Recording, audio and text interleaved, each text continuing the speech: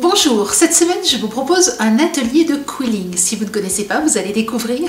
Et si vous connaissez, vous allez avoir de nouvelles idées. Vous allez voir que cette technique très simple à mettre en œuvre, demandant peu de matériel, permet de réaliser des décorations vraiment très intéressantes. Pour faire du quilling, il faut très peu de choses. Du papier, de la colle et l'outil à quilling. Vous allez voir qu'il est très pratique. On peut bien entendu faire du quilling juste avec ses doigts, mais vous allez voir que l'outil à quilling permet d'aller plus vite et d'être très régulier dans ce que l'on fait. Les couleurs que j'ai choisies aujourd'hui, du blanc, du vert, du violet, du turquoise, c'est un turquoise profond que j'aime beaucoup, et du jaune. Voici quelques éléments qui sont facultatifs mais que vous allez voir que j'utilise dans l'atelier. Une petite paire de ciseaux pincettes, une pince à bout arrondi, vous voyez, simplement pour pouvoir prendre les éléments et les positionner facilement et précisément. Ensuite, vous allez voir que j'utilise ce petit élément qui nous permet d'avoir des éléments réguliers. Je vous montre dans un instant comment l'utiliser. Bien entendu, un patron, vous pouvez utiliser le mien. Je vous mettrai un lien sous la vidéo de façon à ce que vous puissiez le retrouver et j'ai le plaisir de vous l'offrir. Vous pouvez aussi en créer vous-même. Et puis, si vous souhaitez faire une carte ou un tableau, vous allez peut-être avoir envie de stickers bordure ou de stickers coin. La première chose que nous allons vouloir faire, c'est découper des bandes de quilling. Ici, elles font 22 cm sur 1,5 cm de large. Comment découper ces bandes? Vous pouvez le faire avec une règle en traçant donc 1,5 cm oui, de large et 22 cm de long. Vous pouvez tracer donc avec une règle, découper avec des ciseaux, découper avec un cutter. Moi, j'utilise un petit massicot parce que je le trouve beaucoup plus pratique et rapide. Il me permet d'avoir des bandes vraiment très régulières. Et la découpe est ainsi facile. Regardons le massicot d'un petit peu plus près. Vous avez ici une règle qui marque tous les centimètres et les demi-centimètres. De la même manière, vous avez une autre règle dans ce sens-là. Et vous avez des quadrillages qui vous permettent donc d'être très précis dans vos découpes.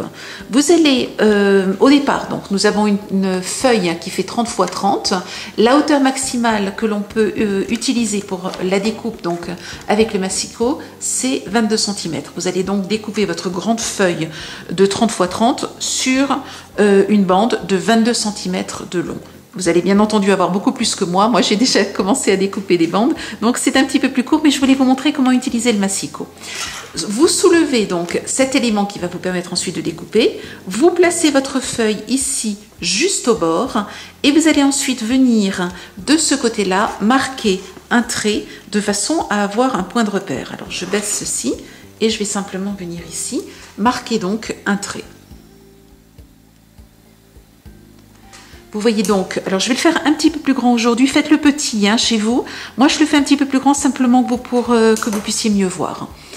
Vous allez ensuite donc simplement décaler au fur et à mesure votre feuille et découper, ce qui va vous permettre donc d'avoir chaque fois des bandes donc de 1,5 cm. Je décale, je bloque avec mes doigts. Je découpe. Vous voyez qu'il est important de bloquer avec vos doigts ici pour que le papier n'avance pas. Je ressoulève, je décale, je bloque avec mes doigts, je découpe. Je soulève, je décale, je bloque avec mes doigts et je découpe. Et je peux ainsi rapidement réaliser tout un tas de petites bandes qui vont être régulières de la même taille exactement.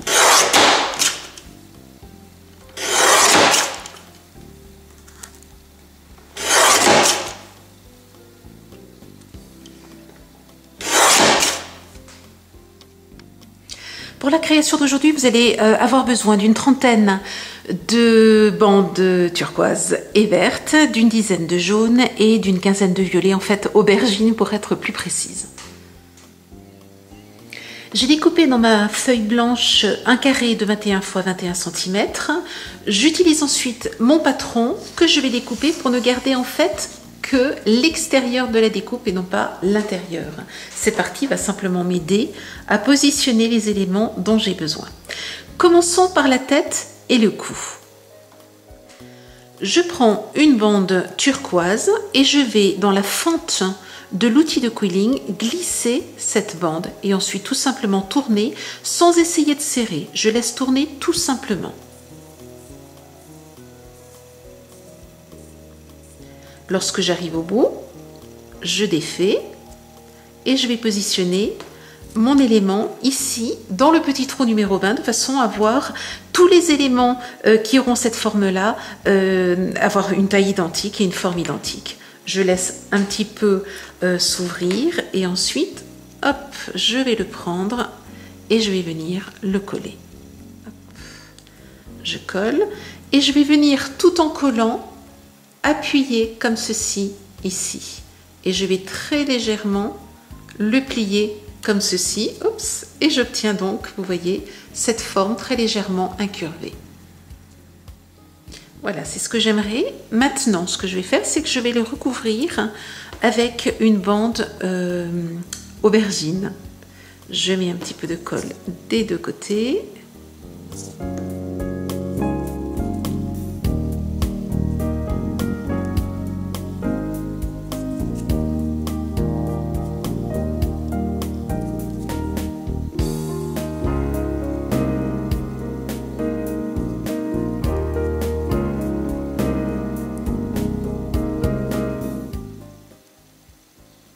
Et vous le voyez, j'ai fait 3 fois le tour.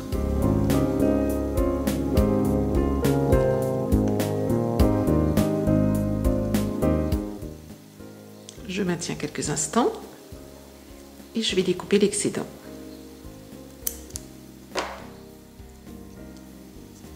Voilà, j'obtiens ce que je souhaite. Pour le bec, je prends une demi-bande et je vais simplement enrouler comme ceci. Et ici, je vais marquer un petit pli, vous voyez, pour que ce soit un tout petit peu plus épais de ce côté-là.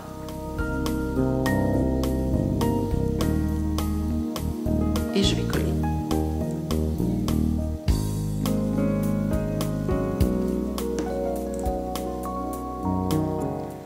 J'utilise cette fois-ci, alors je cherche la fente, j'utilise cette fois-ci une demi-bande, je ne serre pas trop,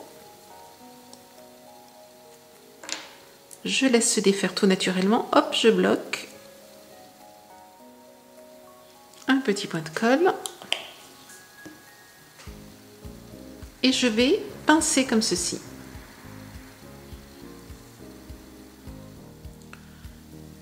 Je vais faire ainsi différentes formes. Vous voyez qu'ici, hop, je pince de l'autre côté et je la transforme en losange. Je vais ainsi faire différentes formes et venir tester l'emplacement sur le cou de mon pan. Alors, il me semble qu'ici, vous voyez, voilà, ça fonctionnerait bien comme ceci.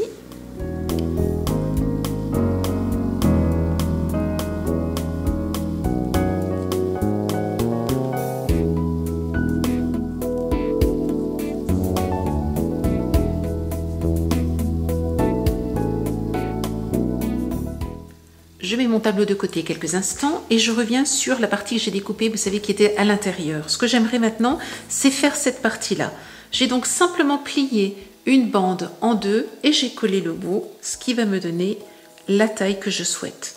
Ensuite, vous savez comment faire maintenant. J'ai réalisé des petits éléments comme ceci avec des bandes vertes et toujours donc notre numéro 20 ici sur notre gabarit. Je vais donc tester combien j'en ai besoin. 1. Alors, je pense que je vais le mettre dans l'autre sens, comme ceci. 2. Voilà, je crois que ça me convient bien. Voilà, une fois que j'ai donné la forme, et bien maintenant, je vais pouvoir coller les éléments. Je vais simplement légèrement les soulever, mettre un point de colle.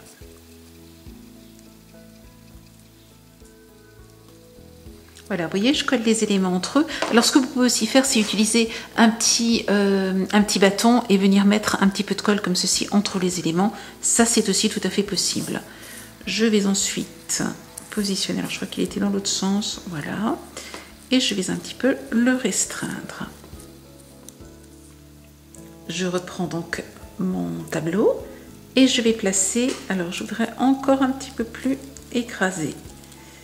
Voilà. Et je vais venir le placer comme ceci. Pour le moment, je ne colle rien. Je place simplement les éléments pour tester leur emplacement et je collerai une fois que j'aurai tout bien placé.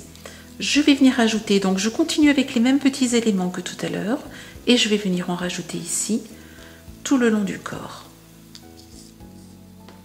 En résumé, pour cette première partie, j'ai utilisé 15 petits éléments, un plus grand pour la tête, et ici, j'en ai utilisé 9 verts.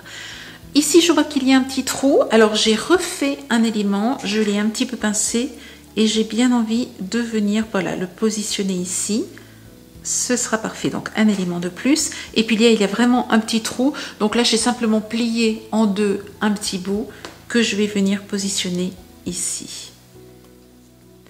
J'ai réalisé 2, 4, 6 éléments comme ceux de la tête, mais simplement, vous savez, tout à l'heure la tête, on l'a un petit peu plié comme ceci. Ici, j'ai vraiment gardé la forme d'une goutte d'eau. Et je vais venir maintenant les positionner sur mon patron. Plutôt à l'intérieur du patron. Je crois que je vais prendre le long ici.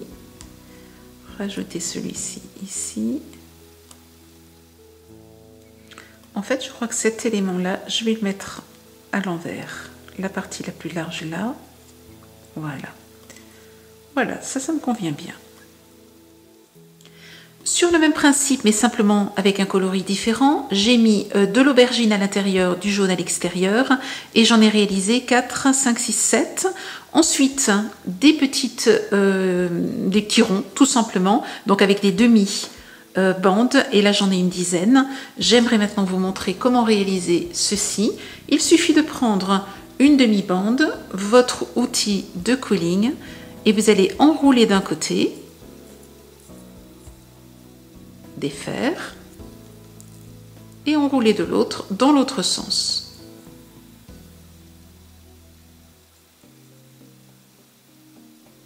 Et vous allez pouvoir là en faire de formes différentes, donc peu importe la taille. Vous voyez qu'ici je vais en avoir un petit, ici j'en ai un totalement différent, beaucoup plus grand. Donc voilà, là pour le moment c'est un petit peu des bouches-trous.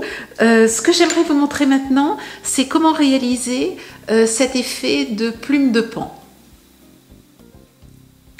Pour les plumes de pan, j'ai besoin d'une bande verte en entier, turquoise en entier, et 3 demi-bandes, donc aubergine, turquoise et jaune. Je commence par le centre, par la bande aubergine, et je vais l'enrouler en la serrant. Je la défais, je la laisse à peine s'ouvrir, à peine, et je colle.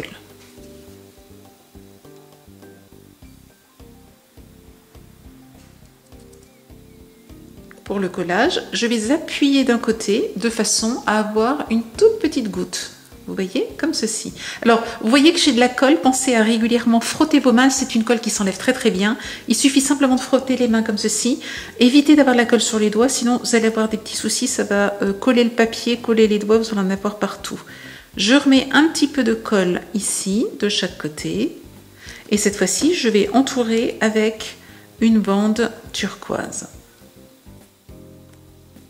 Et là aussi, je serre. Et je fais 3 fois le tour. Voilà. Je vais aller jusqu'au bout. Je vais jusqu'au bout et je colle. Je remets un petit peu de colle et je rajoute cette fois-ci la bande jaune.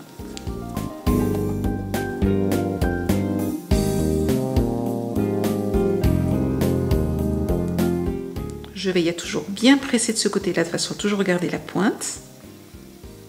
Et là, nous allons faire un petit peu différemment. Nous allons cette fois-ci prendre la bande verte. Je mets un petit peu de colle. Et vous voyez, je vais faire le tour, mais sans le coller. Je laisse, vous voyez, un petit élément ici qui dépasse. Et je colle. Ah, ça c'était fait de l'autre côté, ça n'est pas grave.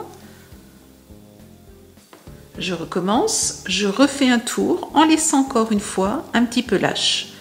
Comme ceci. Je colle, je passe une 3e fois,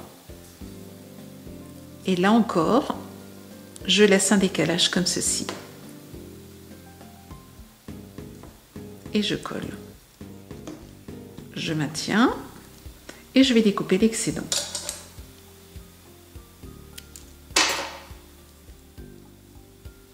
Voici ce que j'obtiens. Je vais maintenant prendre ma bande turquoise. Je vais simplement la plier comme ceci entre mes doigts, de façon à ce qu'elle prenne bien une forme d'arrondi.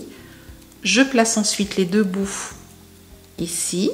Alors je l'ai fait à l'envers, je crois que j'ai plutôt envie de le faire dans ce sens-là, puisque le texture est dans l'autre sens. Hop, voilà.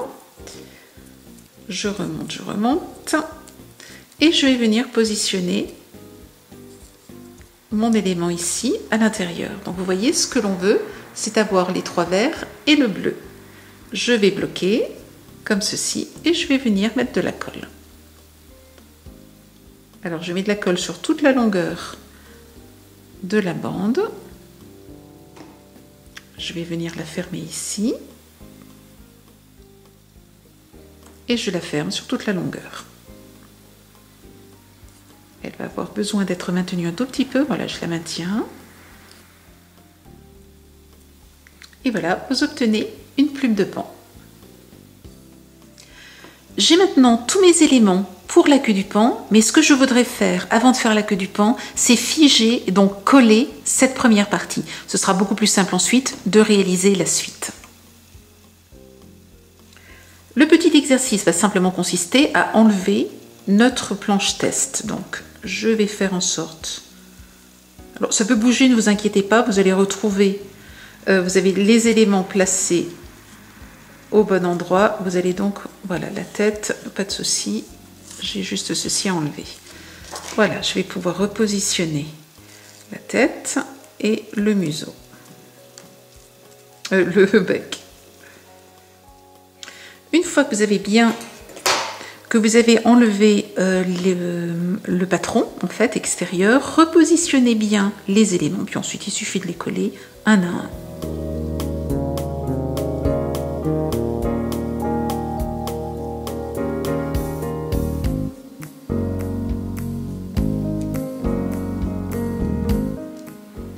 Je place maintenant les plumes de plan comme cela me convient. Alors je fais des tests jusqu'à ce que cela me convienne. Ensuite, je vais rajouter les autres éléments et je vais pouvoir ensuite coller. Je découpe ici l'excédent.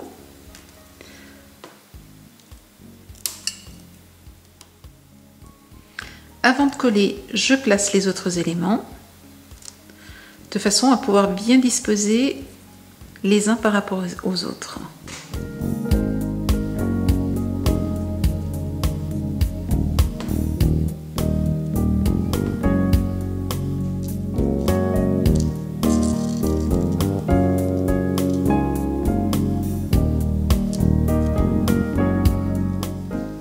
Alors testez comme ceci, enlevez, rajoutez, mettez, et testez différentes positions donc, des différents éléments et une fois que cela vous convient, il ne reste plus qu'à coller.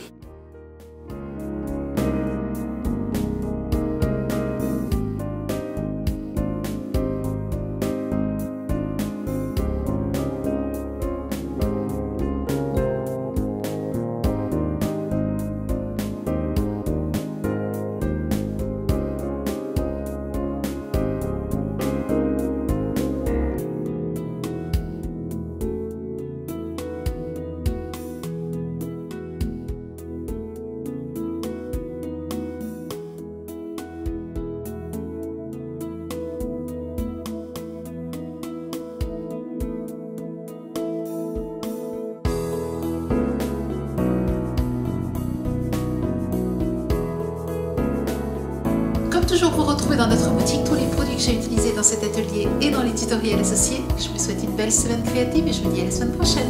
Au revoir.